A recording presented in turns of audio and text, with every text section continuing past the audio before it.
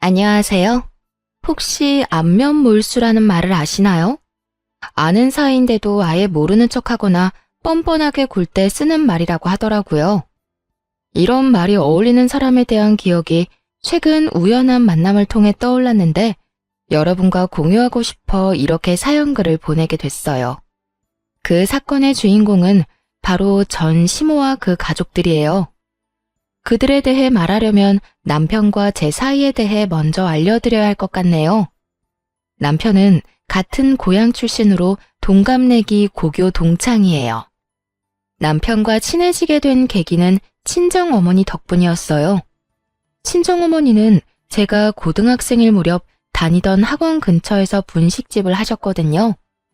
그래서 근처 학원을 다니는 친구들이 어머니가 하는 분식집을 자주 찾았어요.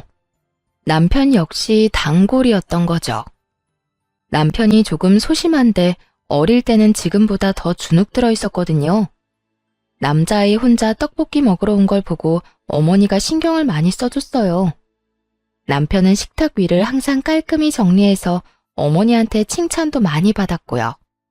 그리고 저는 남편과 같은 학원에 다녔었기 때문에 자주 만났죠. 그때 남편이 저한테 그랬거든요. 너희 집은 진짜 즐거워 보이네. 넌 좋겠다. 진짜 부러워. 갑자기 무슨 오글거리는 소리야? 다른 집도 다 비슷하지 않아? 꼭 그렇지만은 않지. 넌 진짜 복 받은 줄 알아야 해. 나중에 알게 됐죠.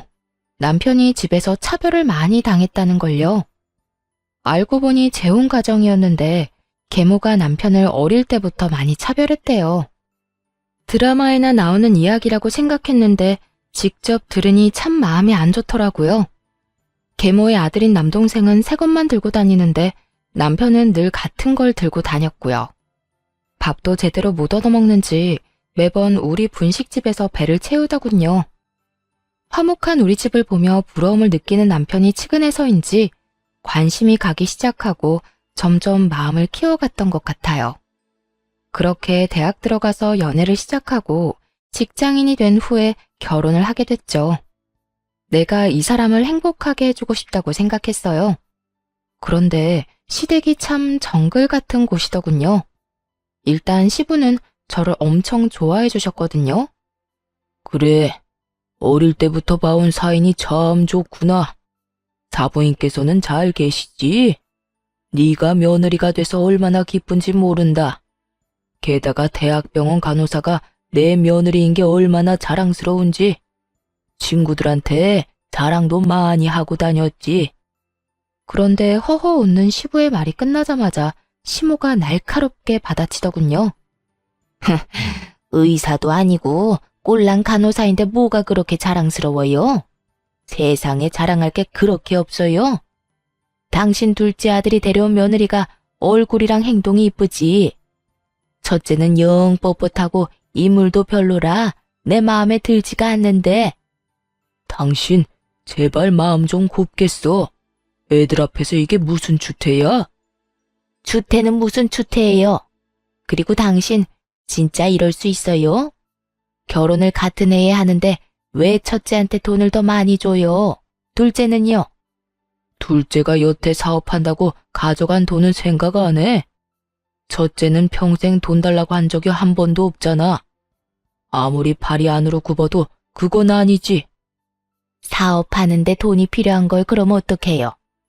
어쨌든 둘째도 첫째만큼 지원 안 해주면 가만히 안 있을 테니까 그렇게 알아요. 저 말이 나오면 그때부터 남편의 순환 시대였죠. 시모가 쓸데없는 일로 남편 불러내고 고생시키고 말도 아니었거든요. 그런데 결혼을 하고 나니 제가 타깃이 되더군요. 저야 대학병원 간호사라 3교대로 일해서 바빠 죽겠는데 그런 치사한 괴롭힘에 어울려줄 시간이 없었어요. 남편에게도 시모가 무슨 일 시키면 바쁘다고 하라고 말해뒀고요.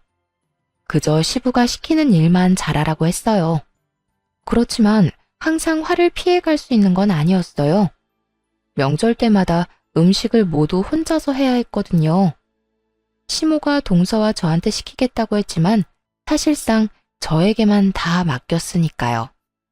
형님, 이것도 좀 치워주세요. 무슨 주방이 이렇게 더러운지. 좀 치워가면서 해요. 살림 안 해본 티가 나네. 그리고 간도 좀 더 하시고요. 이렇게 맛없으면 아무도 안 먹어요. 시모를 등에 업고 동서는 사람 좋은 얼굴로 온갖 일을 다 시켜댔어요. 그럼 집에서 쉬는 동서가 일 좀 해. 나한테 시키지 말고. 그리고 아버님 몸 안 좋으신 거 몰라? 간 세게 했다가 아버님 병원 가시면 동서가 수발 들 거야.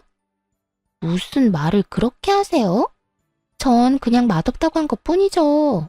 그리고 지금 저 일 안 한다고 무시하세요? 제가 남편한테 얼마나 신경을 많이 쓰는데요. 그럼 좀 가서 도련님한테 신경이나 쓰든가. 왜 입으로 혼수나 둬? 미리 말하지만 여기 아버님도 같이 계신 거 알지? 아버님 이야기를 꺼내면 동서의 기세는 물을 뒤집어 쓴 불꽃처럼 사그라들었어요. 아무리 시모의 위세가 대단해도 아직까지 이 집안의 보스는 시부니까요.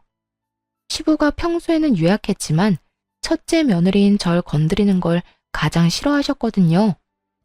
부모님이랑도 잘 아는 사이셔서 잘 지낼 수 있도록 최대한 배려해 주셨고요. 그럼에도 5년 동안이나 혼자서 조용히 명절 음식을 다 한 건 저 나름대로 다른 노림수가 있어서 그랬던 거예요. 이 정도면 됐다 싶은 기간이 딱 5년이었거든요. 모두가 나 혼자 일을 다 하고 있다는 걸 알만한 시간. 5년이 지나자 저도 슬슬 본색을 드러냈죠. 어머님, 아버님, 이번 추석에는 제가 전날에 음식하러 못 올 것 같아요. 여태까지는 사정해서 당직을 빠졌는데 다른 사람들 일정을 무시할 수가 없어서요. 로테이션으로 돌아가며 일정 잡는데 저만 매번 명절에 빠질 수는 없잖아요. 즉, 명절 전날에 일하러 가야 해서 시댁에 못 온다고 못 박아버린 거죠. 그런 게 어딨니? 네가 없으면 어떡하라고? 어머님도 참, 며느리가 저 하나뿐인 것도 아닌데 무슨 걱정을 하세요. 동서 혼자서도 잘할 거예요. 전업주부라 살림도 남편 내조도 잘하는 동서가 설마 제사 음식 하나 못하려고요? 웃으며 그렇게 말하자 시모가 역정을 내더군요. 아니, 여태까지 잘 빼줬다가 왜 이번부터는 안 된대? 너 그냥 음식 안 하고 싶어서 일한다는 거 아니니? 어머님, 대학병원에 일하는 사람이 얼마나 많은데요. 저만 계속 그 날짜에 빠질 수가 없어요. 다른 사람들도 생각해야죠. 그래, 그건 새아기 말이 맞다. 며느리가 둘이나 있으니 이번에는 둘째에게 시켜보자. 첫째 혼자서도 그만큼 했는데 둘째라고 못하겠소? 그렇지? 시부가 그렇게 얘기하자 동서는 말도 없이 우물쭈물하기만 하더군요. 우더러니 시키니 안 된다 말은 못하겠고 중간에서 곤란하겠더라고요. 그래서 손윗사람으로서 등 떠밀어줬죠. 동서가 못하는 게 아니에요. 어머님이 워낙 동서를 아끼시니 그간 실력을 볼 기회가 없었던 것뿐이죠. 전업주부로 5년을 지냈는데 설마 음식 하나 못하겠어요? 이번에 그 솜씨 한번 발휘해줘요. 알았죠? 결국 동서 혼자 명절 준비를 하게 됐어요. 동서가 미친 듯이 때려봤지만 뭐 어쩌겠어요? 그날 일이 있어서 전 못 나오는 걸요. 그렇게 명절이 되어 일을 끝내고 시댁으로 갔더니 세상에 동서 혼자 정말로 준비를 다 했더군요. 시모가 어깨를 으쓱하더니 보란 듯이 말했어요. 봤니? 맛도 그렇고 모양도 그렇고 흠잡을 데가 한 군데도 없어. 거기다가 나 고생할까봐 전날 집에서 다 해오는 정성까지. 예, 그런 건 좀 보고 배워라. 정말 잘했네요. 동서, 수고했어. 그런데 형님, 오늘 일한다고 하시지 않았어요? 그런데 제가 받은 이 문자는 뭐죠? 동서가 뜬금없이 보여준 문자에는 사진 한 장이 첨부되어 있었어요. 저와 웬 남자가 커피를 마시는 사진이요. 다름이 아니라 점심때 보험회사 직원이 상품 하나가 너무 잘 나왔다고 저한테 상담 한번 받아보라고 연락을 했거든요. 마침 남편 보험이 너무 부실했던 터라 한번 상담을 받아볼까 해서 만났죠. 그런데 그때의 모습이 떡하니 찍혀 있더라고요. 제 뒷조사라도 한 모양이었어요. 솔직히 깜짝 놀랐어요. 일하기 싫다고는 해도 이런 짓까지 하다니. 동서는 바쁘지도 않았어? 어떻게 음식 준비하면서 이런 사진까지 다 찍었대? 말 돌리지 말고 이야기나 해주세요. 오늘 일하신 거 맞아요? 그러자 옆에 계시던 시부모님이 대답을 빼앗아 갔어요. 질부, 오늘 병원 출근한 거 맞다? 내가 오전에 질부 병원에 병문안을 가고 오후에는 진료를 보러 갔거든. 그때 다 있었어. 이 사진은 점심시간에 찍힌 것 같은데. 점심 밖에서 먹었니? 네, 보험회사 직원이에요. 저는 딱히 필요가 없는데 남편 보험이 부실하더라고요. 실손보험 외에 다른 보험은 하나도 없어서 잘 됐다 싶어서 만난 거였고요. 그런데 동서는 어디서 이런 문자를 받았어? 남편이 근처 지나다가 형님을 봤다고 해서 찍은 거예요. 아니면 됐어요. 식사나 하세요. 트집을 잡으려다가 시부모님이 편들어주자 아무 말 못하고 식사나 하라더군요. 그렇게 식사를 하다가 중간에 나서서 말했어요. 그런데 동서, 솜씨가 정말 좋다. 너무 맛있는데? 그렇지 않아요, 아버님? 그래, 둘째 며느리가 생각보다 요리 솜씨가 굉장히 좋구나. 고모님도 맛있으시죠? 그래, 첫째 질부한테는 좀 미안한 말이긴 한데 둘째 솜씨가 굉장히 좋아. 간도 딱 좋고. 저한테 미안하실 게 뭐가 있어요. 사람들한테 맛있다는 말을 들으니 동서도 기분이 좋은 모양이더군요. 덩달아 옆에 있던 시모도 자신만만한 표정으로 저를 쳐다봤고요. 그 모습이 너무 웃겨서 그저 웃었어요. 그리고 이렇게 말해줬죠. 그럼 앞으로는 동서가 음식 준비하면 되겠네. 사실 내가 요리를 너무 못해서 항상 죄송하고 민망했거든. 동서 요리 솜씨가 이렇게 좋은데 그걸 뭐하러 썩혀? 그냥 명절마다 이렇게 다른 사람들도 즐길 수 있도록 하면 될 것 같아. 제가 왜요? 이때까지 형님이 다 하셨잖아요. 어른들께서도 동서 솜씨가 참 좋다고 하시잖아. 좋은 솜씨 그렇게 썩히는 거 아니야. 그리고 아버님, 어머님, 다음부터는 명절 전후로 빠지기가 조금 힘들 것 같아요. 제가 진급을 해서 쉬는 날 빠지기가 곤란해졌어요. 동서가 음식도 잘하고 이렇게 다들 좋아하시니 양해를 좀 구해볼게요. 괜찮죠? 뭐 그렇게 바쁘다고 집안일에 도움 안 되는 너보다 둘째가 훨씬 낫구나. 그럼 그렇게 해라. 너희 시아버지도 둘째 솜씨를 더 좋아하시니. 시부에게 이참에 잘 보일 생각이었는지 시모가 웬일로 허락을 하더군요. 저야 그저 웃음이 날 뿐이었죠. 뒤에 있는 동서 표정이 썩는 것도 모르고 자기 마음대로 결정해버렸으니 그때 동서가 급하게 대화에 끼어들더군요. 왜 그래? 동서, 할 말 있어? 네. 그게 사실 이번에 준비해온 음식들 반찬 가게에서 다 산 거예요. 눈을 찔끔 감고 말하는 동서를 보니 진짜로 웃음이 터질 것 같았어요. 참으려면 허벅지를 꽉 꼬집어야 할 정도였죠. 뭐라고? 너? 그게 너무 힘들었단 말이에요. 혼자서 제사 음식을 어떻게 다 해요? 저도 어쩔 수 없이 그랬던 거라고요. 사실 동서가 음식을 샀든 진짜 했든 저는 상관없었어요. 어차피 다음 명절부터는 음식 준비를 안 할 테니까요. 그런데 시모에게는 청천벽력 같은 말이었나 봐요. 믿었던 도끼에 발등 찍힌 기분이지 않았을까요? 역시나 시모 표정이 완전 귀신처럼 흉악해지더군요. 정신 나갔어? 어떻게 제사 음식을 사놓고 직접 했다고 속일 수가 있어? 아무리 아끼는 며느리라도 이런 상황에서는 미운 모양이었어요. 어머님, 잘 드셔놓고 왜 이제 와서 화를 내세요? 화를 안 내게 생겼어? 못할 것 같으면 못하겠다고 말을 했었어야지. 어디서 사서 가져와 놓고 네가 했다고 거짓말을 해? 가족들 앞에서 날 거짓말쟁이로 만드니 기분 좋니? 도대체 애가 생각이 없어 넌? 동서가 시모에게 먼지 한 톨 남기지 않고 털리고 있는데 시고모님이 말하더군요. 옳게, 애 그만 잡아요.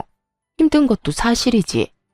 그간 첫째 질부 혼자서 얼마나 힘들었는지 잘 알게 됐으니 좀 바꾸는 게 어때요? 이렇게 반찬 가게에서 사 먹는 거 난 나쁘지 않은데? 넌 어떻게 생각하니? 저도 뭐 괜찮네요, 누님.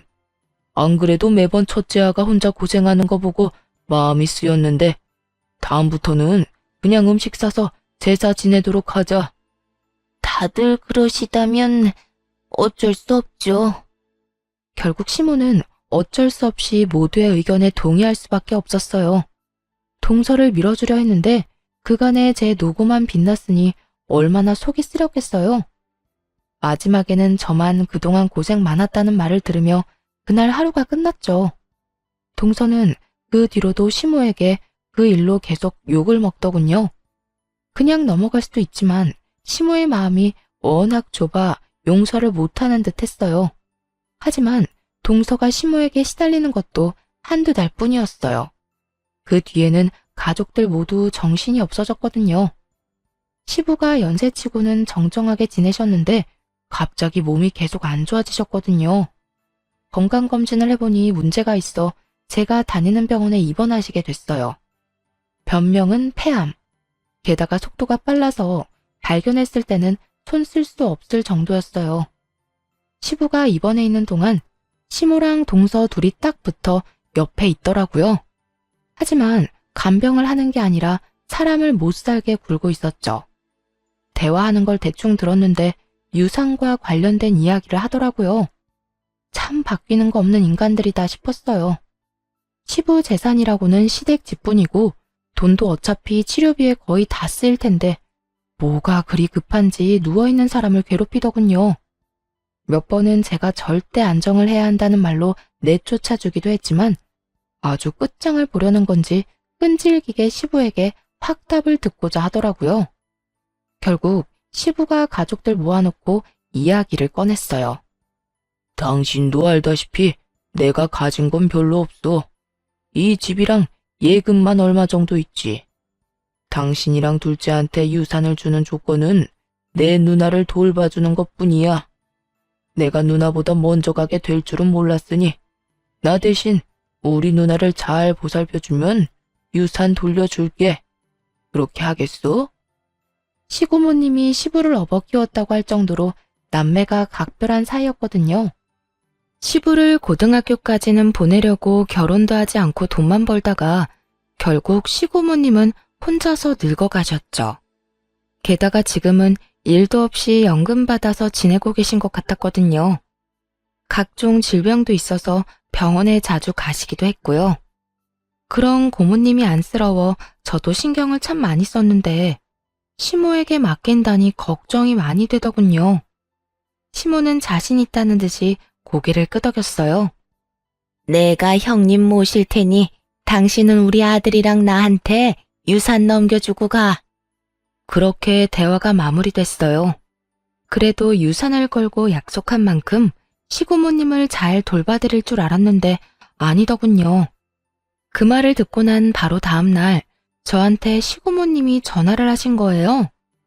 첫째 질부, 내가 오늘 병원에 가야 하는데 같이 가줄 수 있을까? 검진 때 수면 내시경도 해야 하는데 보호자가 없으면 안 된다네. 올케랑 둘째 질부는 사업 때문에 바쁜지 연락도 제대로 안 받고. 아예 시고모님을 방치해두려고 작정을 했더군요. 아무리 그래도 그렇지 하루 만에 이러는 건 좀 아니잖아요. 그래도 시고모님에게는 내색하지 않고 말했죠. 네, 제가 같이 가드릴게요. 앞으로 보호자 필요한 일 있으면 저나 남편한테 연락하세요. 시간 날 때만이라도 꼭 해드릴게요. 아유, 정말 고마워. 내가 믿을 구석이라고는 첫째 질부뿐이네. 시부가 아직 돌아가시지도 않았는데 이러니 가슴 한구석이 답답해지더군요. 이 인간들이 거짓말하고 시부 유산을 받아갈 걸 생각하니 기분이 엄청 나빴어요. 이대로라면 시고모님이 마음고생을 많이 하실 것 같다고도 생각했죠. 그리고 그로부터 몇 달 뒤에 시부가 돌아가시면서 제 걱정은 현실이 됐고요. 장례도 치르기 전 모두를 불러 시모가 이야기하더군요. 네 아버지 돌아가셨으니 우리는 이제 남인 거 알지? 피 한 방울 안 섞인 남인데 언제까지고 네 고모를 우리가 모실 수는 없지 않니?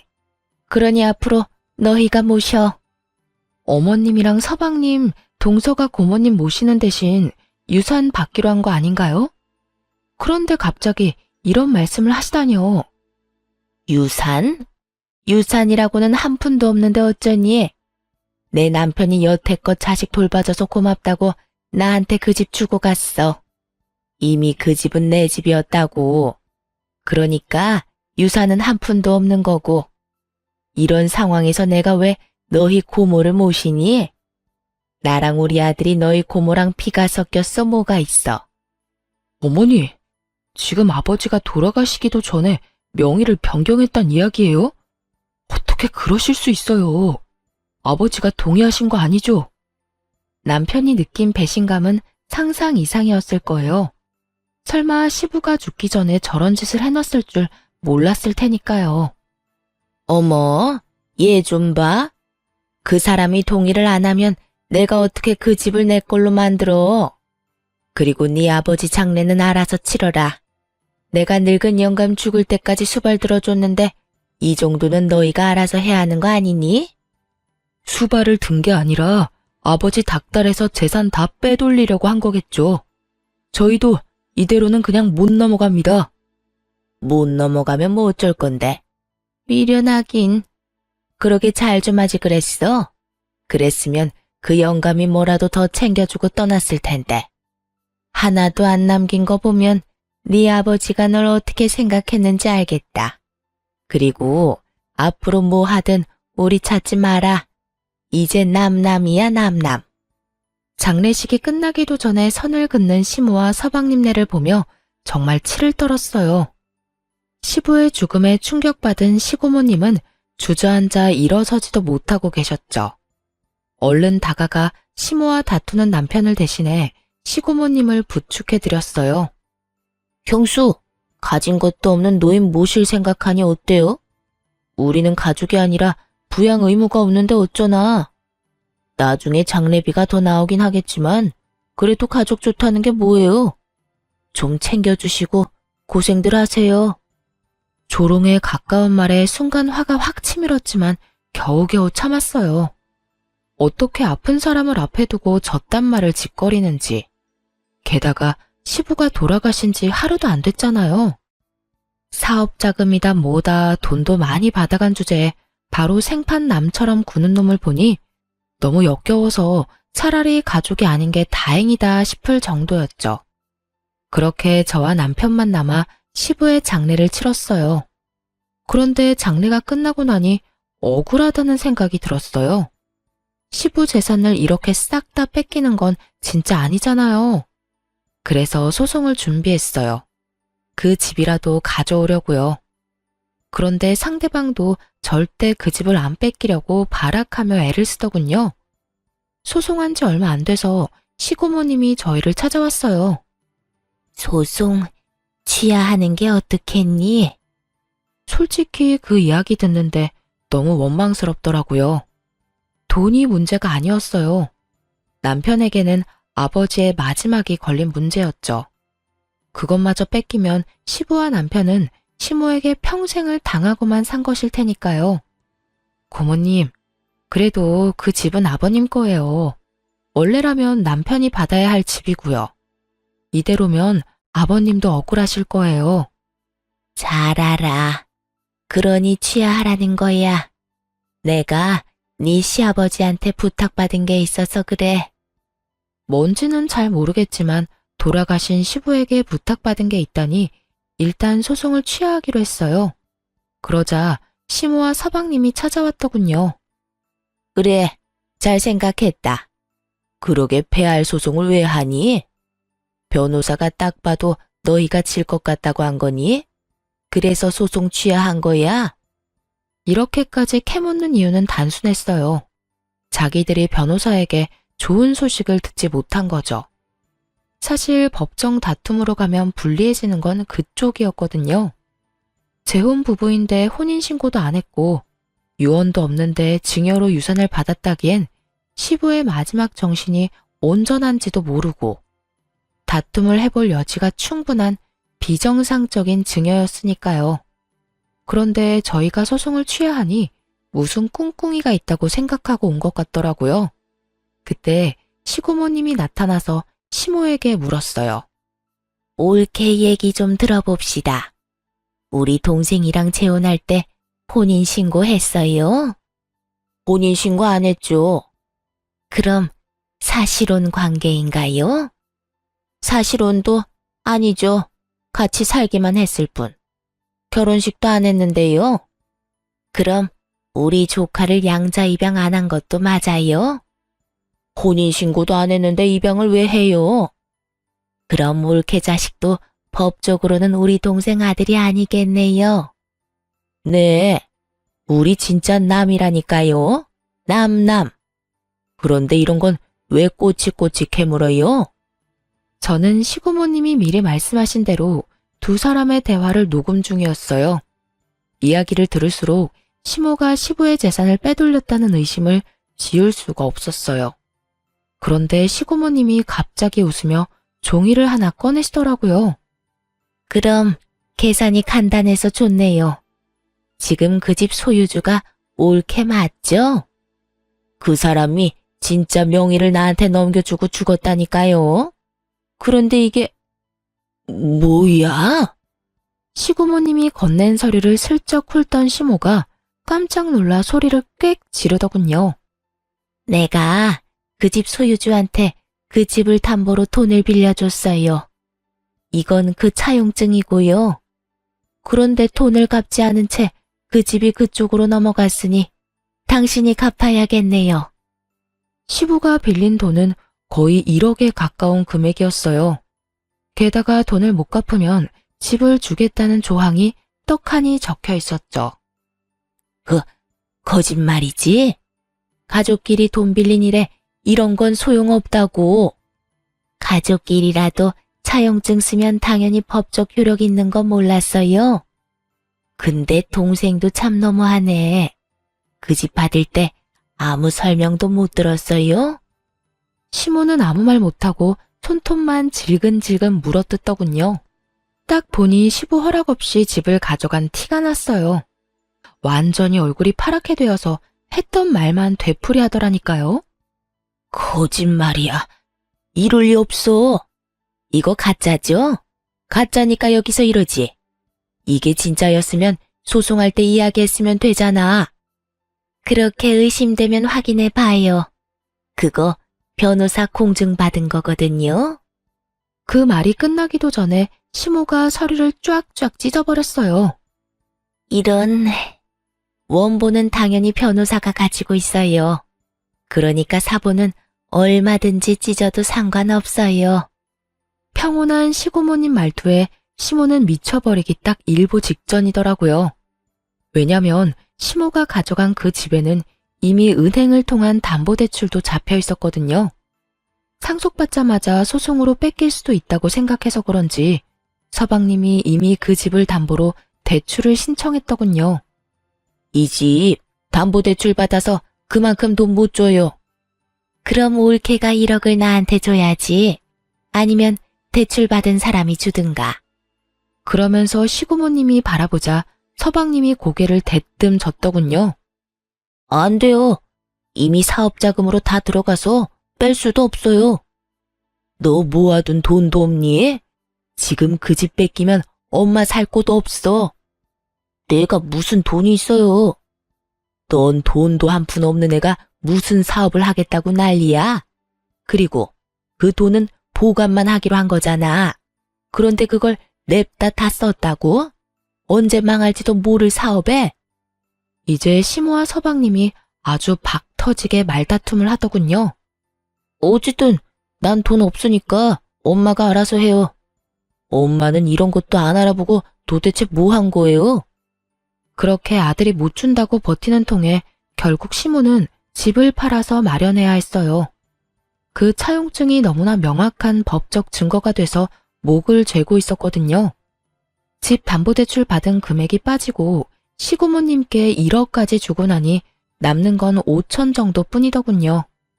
시모가 시부모님께 돈 갚으러 왔을 때 저희 부부와 서방님 부부도 있었거든요. 그때 시모가 서방님과 동서에게 말하더군요. 이제 난 돈도 집도 없다. 1억 준 거나 마찬가지니 너희가 날 모시고 살아야 해. 어머님, 저희 집 좁아요. 그런데 어머님을 어떻게 모셔요? 그러지 마시고 5천으로 월세 집이라도 하나 계약하세요. 그럼 월세를 너희가 내줄 거니? 월세를 왜 저희가 내드려요? 요새 나이 들어도 다들 일하고 돈 벌어요. 어머님도 돈 벌어서 월세 내시면 되죠. 이 빵알년이 어디서 싸가지 없게 그런 소리를 짓거려? 내가 나이가 몇인데 지금 나가서 무슨 돈을 벌어? 그러려고 너희한테 돈 다 갖다 바친 줄 아니? 그리고 야, 아들, 넌 네 마누라가 저딴 소리 하는데 왜 이렇게 태연해? 부모가 자식한테 돈 주는 건 당연하잖아요. 그거 가지고 이런 식으로 구는 건 말이 안 되죠. 솔직히 와이프가 틀린 말 한 것도 없고 우리는 어머니 수발 못 두니까 알아서 사세요. 솔직함을 넘어선 아들의 말에 시모는 너무 열받았는지 욕을 하고 난리가 났어요. 저희가 느꼈던 배신감을 고스란히 느끼는 듯 했죠. 이 미친놈이 내가 너한테 어떻게 했는데 감히 이딴 식으로 내 뒤통수를 쳐? 이 버러지 같은 놈. 그러는 엄마야말로 알아보지도 않고 일 저질렀잖아요. 그 바람에 애꿎은 우리가 이 고생을 하고 있고 그게 내 탓은 아니지. 서로 물고 뜯고 하는 장면을 보니 어찌나 유쾌하던지 끝까지 남 탓만 하는 걸 보니 둘이 역시 모자구나 싶었어요. 그런데 그때 시고모께서 그러시더군요. 너희 아버지도 참 짓궂어. 이렇게 될 줄 알고 그 집을 넘겼겠지. 나한테도 그랬거든. 너희 엄마가 날 아예 신경도 안 쓰면 이 차용증으로 혼내주라고. 그래도 한 몇 달간 돌보는 신용은 할 줄 알았는데 그러지도 않더라.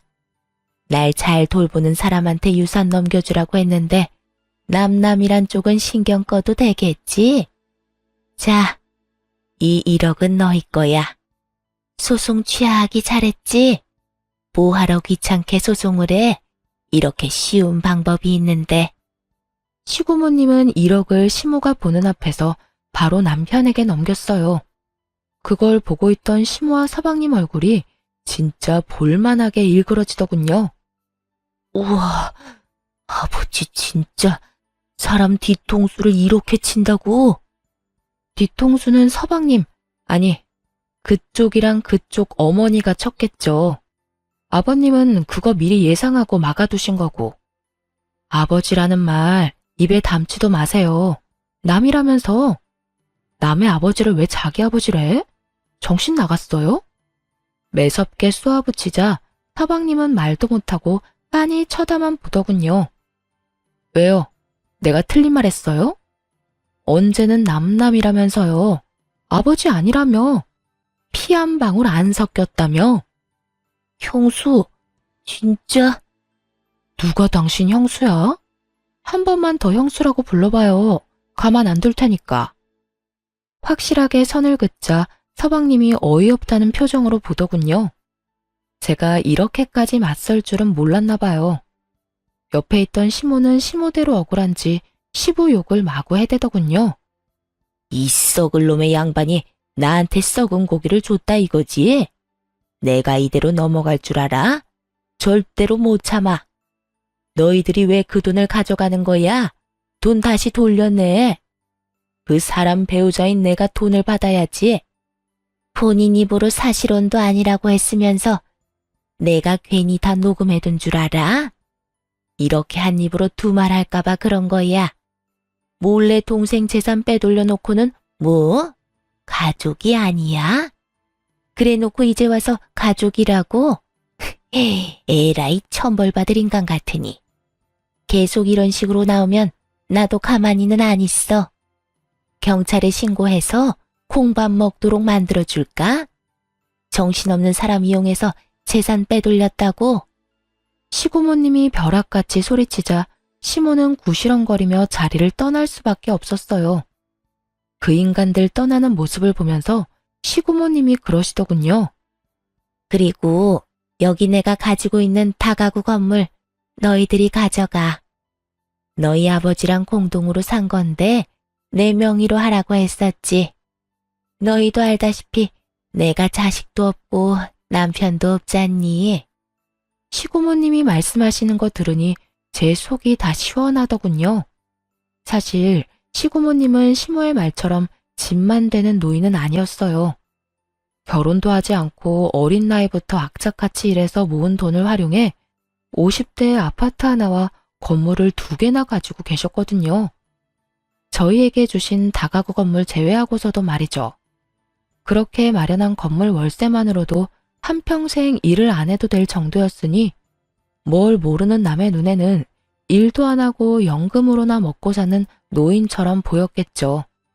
게다가 워낙 검소하셔서 더욱 그렇게 보였을 테고요. 시모는 그 허름해 보이던 시고모가 사실은 복권이라는 걸 전혀 몰랐던 거예요. 알았다면 저희한테 떠넘겼겠어요? 끝까지 물고 늘어지려고 했겠죠.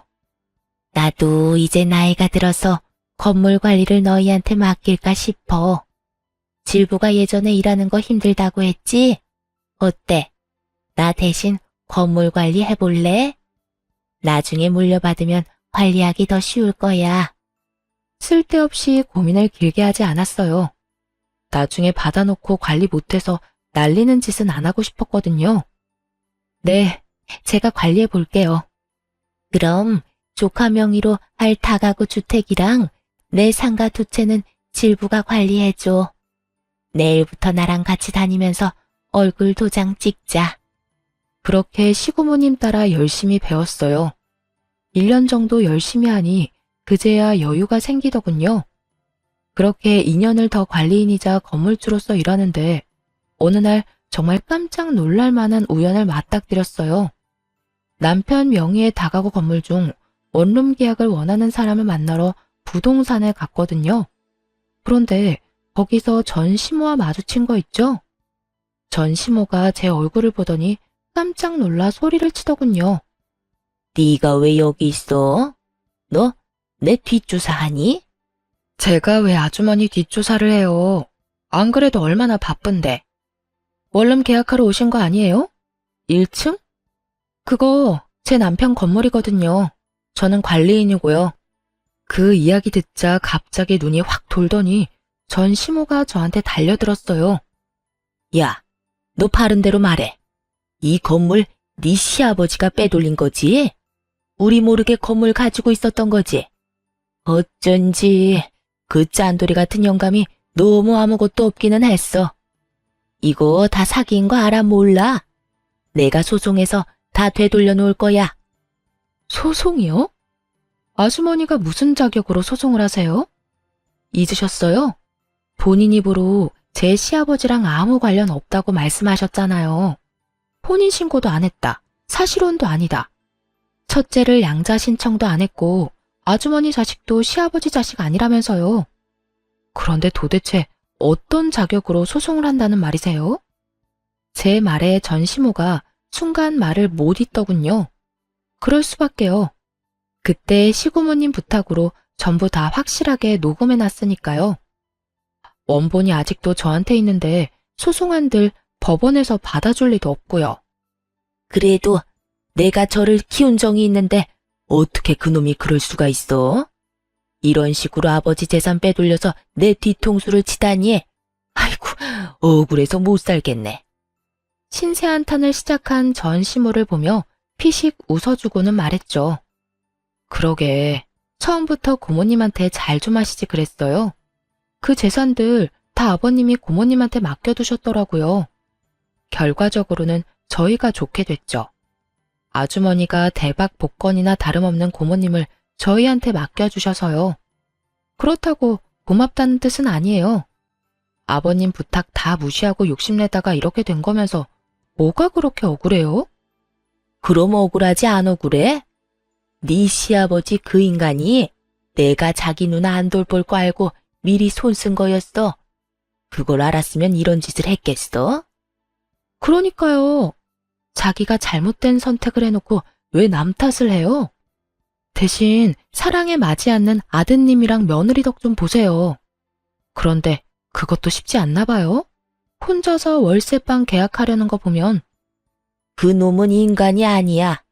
내가 그렇게 집 뺏기니까 본색 드러내고 나를 버려버리더라고. 게다가 사업하다 다 말아먹고는 나한테 와서 들러붙잖아.